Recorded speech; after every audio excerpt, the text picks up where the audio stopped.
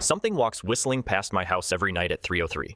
Every night, no matter the weather, something walks down our street whistling softly. You can only hear it if you're in the living room or the kitchen when they walk by, and it always starts at exactly 3:03. The sound starts faint, somewhere near the beginning of the lane near the Carson place.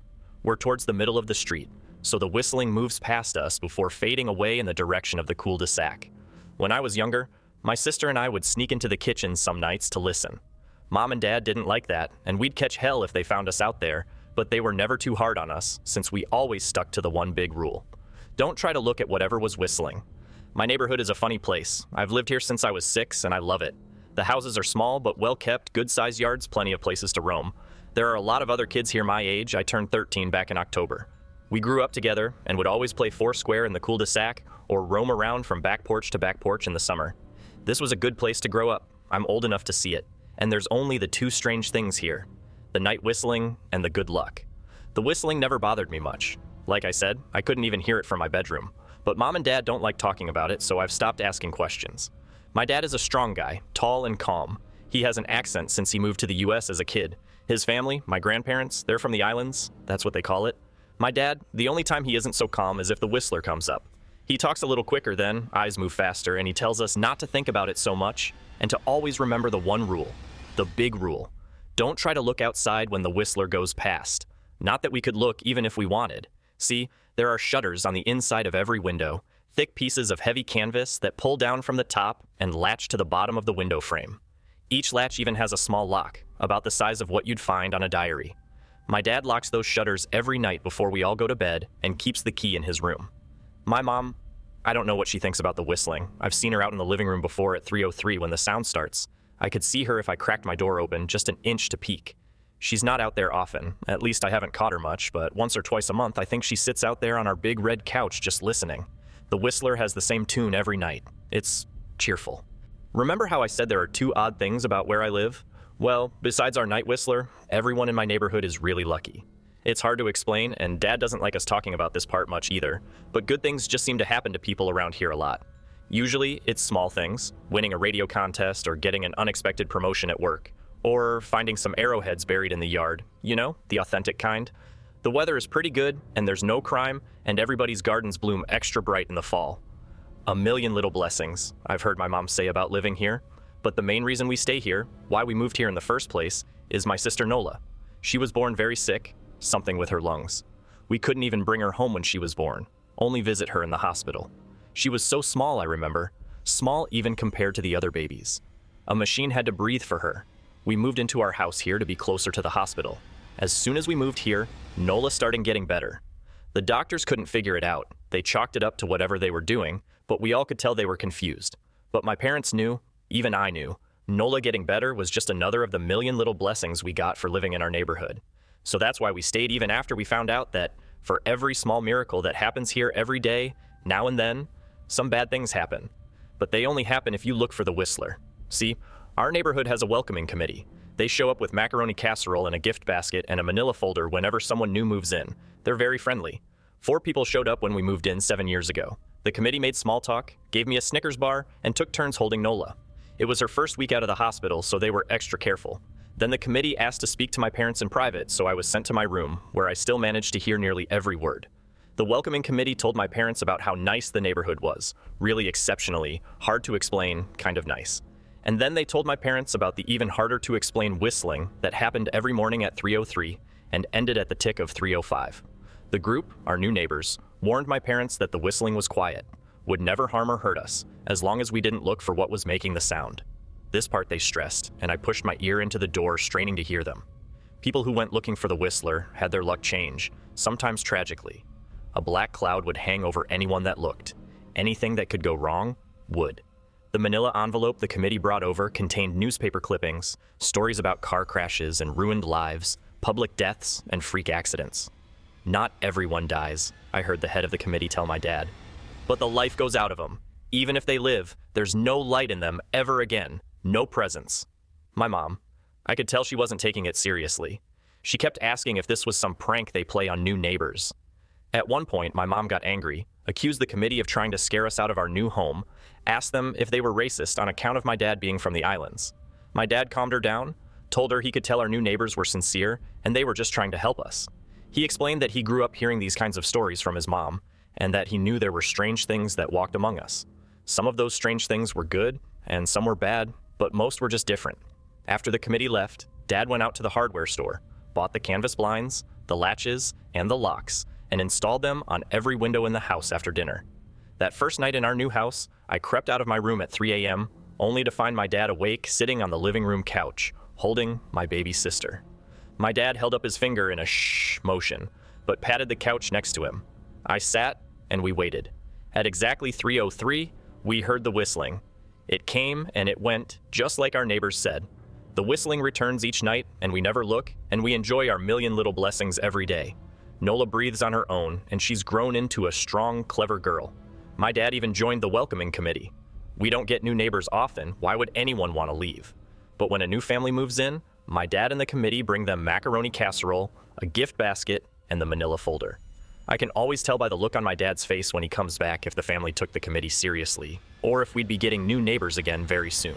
Not long ago, a family moved in directly next to us. The previous owner, Ms. Maddie, passed away at age 185. She'd lived a good, long life. Our new neighbors seemed like they'd fit in just fine. They believed the welcoming committee, took my dad's advice about the locking shutters since they had a young child of their own. Whatever newspaper clippings were in that manila envelope, whatever evidence, my dad never let us see. But I imagine it must have been awfully convincing since our neighbors got along with no issues for the first month. One night, when our new neighbors had to leave town, they sent their son, Holden, to stay with us. He was 12, a year under me in school. I didn't know him well before that night, but as soon as his parents dropped him off after dinner, I could tell it was going to be a bad time. "Do you know who is always out there whistling every night?" Holden asked the moment the adults left the room. The three of us were sitting in the den, some Disney movie playing idly on the television. My sister and I exchanged a glance. "We don't talk about that," I said. "I think it's that weirdo that lives in the big yellow house on the corner," Holden said. "Mr. Tolles?" my sister asked. "No way, he's really nice." Holden shrugged. "Must be a psycho killer then." Nola tensed. "We don't talk about it," I repeated. "Let's go in my room and play Nintendo." We spent the next few hours playing games, eating popcorn, and then watching movies. A typical sleepover, but I could see Holden was getting antsy. After my parents had wished us a good night, locked the blinds, and gone to bed, Holden stood up from his beanbag and walked over to where Nola and I were sitting on my bed. "Have you ever even tried looking?" he asked. "It's nearly time." Like most sleepovers, we'd conveniently ignored any suggestion of a bedtime. I was shocked to see he was right. It was almost 3 a.m. I sighed. "We don't... See, I can't even try to look because my dad locks the blinds every night and hides the key," he continued, ignoring me. "So does our dad," said Nola. "No," replied Holden. "No, he doesn't." "You saw him do it," I said, a little sharper than I meant to sound. Holden grinned. "Your dad locks the blinds, yeah, but he doesn't hide the key. He keeps it right on his normal keychain." "So?" I asked, worried I already knew what he would say next. Because I had noticed that my dad didn't bother hiding the key anymore after all of these years, because he knew we took it seriously. "So, after your dad locked up, but before your parents went to bed, I went to the bathroom. And on my way, I may have peeked into their room, and I may have seen your dad's keychain on his nightstand, and I maybe went and borrowed the key to blinds." Nola and I stared, and his grin only grew wider. "You're lying," I said. Holden shrugged. "You can check if you want. Just open your parents' door and look. You'll see his keychain right there on the nightstand." "Stay here," I told both of them. "Don't move a muscle." I hurried over to my parents' room, but hesitated at the door. If Holden wasn't lying, my dad would be angry. Beyond angry, I was scared thinking about it, but more scared of an open window with the whistler right outside. I opened the door, barely an inch, and looked in, but it was too dark to see. Taking a deep breath, I walked into the room. 2 steps into the dark, I froze. The whistling started, and I could hear it clearly. From my parents' room. I never realized, but they must have heard the sound every night since we moved into the house. They never told us. I don't think I could have slept through it. I stood there, listening to the whistling come closer, unsure whether I should turn on a light or call out for my dad. Soft sounds from the living room brought me back to reality. "Nola!" I yelled, running out of my parents' room. Holden and Nola were standing near the front door next to a window. Holden wasn't lying. I could see him fumbling with the lock on one of the blinds. I heard a click. He did have the key. Holden let out a quick laugh. Nola stood next to him, hunched up, afraid, but maybe curious. The whistling was right outside our house now. I think I made a sound, called out. I can't remember. Time felt frozen, clock hands nailed to the face, but I found myself moving. I'm not fast, I've never been athletic. Somehow, though, I covered the space between myself and Nola in a moment. My eyes were locked on her, but I heard Holden pull the blind all the way down so it could release. I heard the snap of it start to raise, and I heard the whistling just on the other side of the window. But I had my arms around Nola, and I turned us so she was facing away from the window. At the same time, I jammed my eyes shut. The blind whipped open. The whistling stopped. I felt Nola shaking in my arms. "Don't look, okay?" I told her. "Don't turn around." We were positioned so that she was facing back towards the hallway, and I was facing the window. My eyes were still closed. I felt her nod into my shoulder. I reached out with the arm not holding Nola and tried to touch Holden. My hand brushed against his arm. He was shaking worse than Nola. "Holden?" I asked. Silence. I reached past him and gingerly felt for the window, eyes still sealed shut. The glass was cold against my fingertips, colder than it should have been for the time of year. I moved my hand up the window, searching for the string to the blind. The glass began to get warmer the further I reached, and there was a gentle hum feeding back into my fingertips. I tried not to think about what might be on the other side of the window. Finally, I touched the string and yanked the blinds shut. I opened my eyes. In the dim light leaking out from the kitchen, I could make out Holden, pale and small, staring at the now closed window. "Holden?" I asked again. He turned towards me and he screamed. Everything became a flurry of motion. Lights sparked to life in the hall, then the living room. My parents' footsteps thudded across the hardwood floor. I didn't turn to look back at them. My eyes were glued to Holden. He was pale, had bit his lips so hard there was a thin red line of blood running down his chin, and he'd wet himself. "What happened?" my dad asked from behind me. I managed to swivel away from Holden and look back. He looked. I'd never seen my dad scared before, but I saw it that night. In that moment, an old, ugly terror stitched on his face. A parent's fear. "Just Holden?" he mouthed to me. I nodded yes. My dad let out a breath. He looked so relieved I nearly expected him to cheer, but then he turned to Holden and my dad's face changed. I wondered if he felt bad for feeling good that Holden was the only one that looked. There was a knock at the door. We all froze. Holden whimpered. "Don't answer it," my mom said. She stood at the threshold of the hall. I'd always thought she was a skeptic and just humored my dad about the windows and the whistler, but that night we were all believers. I noticed that both of my parents held baseball bats they must have taken from their bedroom. The knock came again, a little louder this time. "Please don't open the door," Holden whispered. My dad walked over to him, hugged him close. "We won't," my dad promised, still holding his bat. "Nothing is coming in here tonight." Thud, thud, thud. This time, the knocking was loud enough to rattle the door. Holden screamed again, and Nola clutched her arms around my neck. My mom came over and knelt down next to us, wrapping my sister and me close. Thud, thud, thud. "Call the police," my mom whispered to my dad. The knocking instantly stopped. My dad looked over his shoulder at us. "Do you think—" He was cut off by frantic knocking that trailed off to a polite tap, tap, tap. "Police?" something said from the other side of the door. The voice from outside sounded exactly like my mom, like a parrot repeating the words back to her. "Police? Call? The police?" Tap, tap, tap, police. My mom pulled us closer. "Police, police, police, police." "Please stop," I heard her whisper. "I don't think calling them will help," my dad said. "How will we know when they're the ones at the door?" The knocking came back harder than before. The door shook. Then it stopped.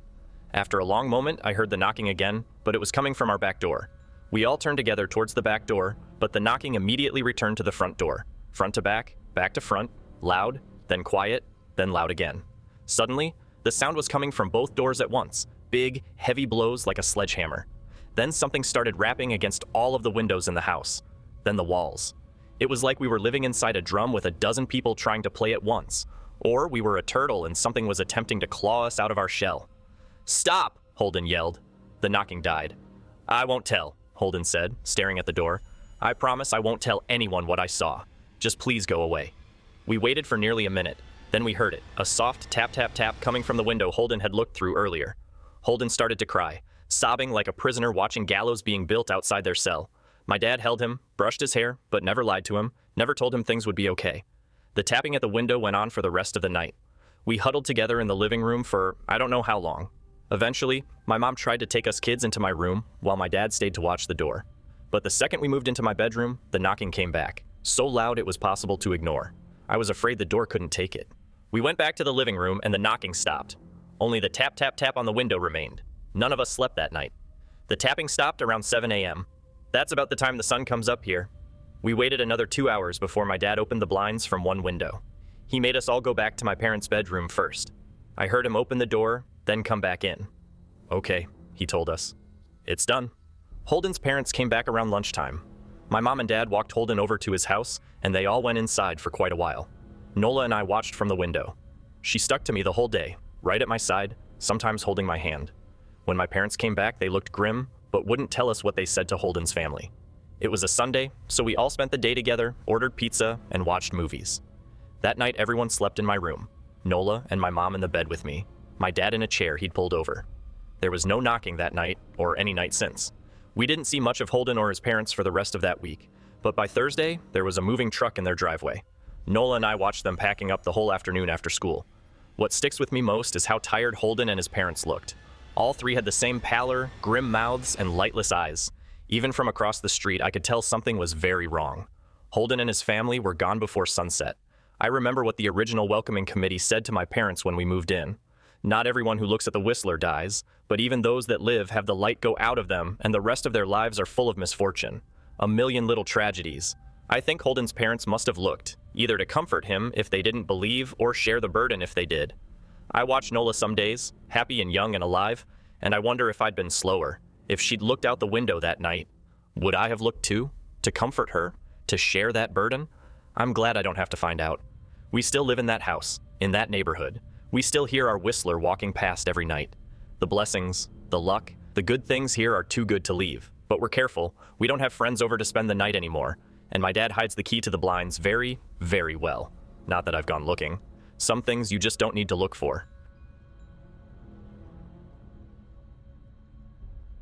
Thank you for watching. Write comments, put likes. Do not forget to watch other videos.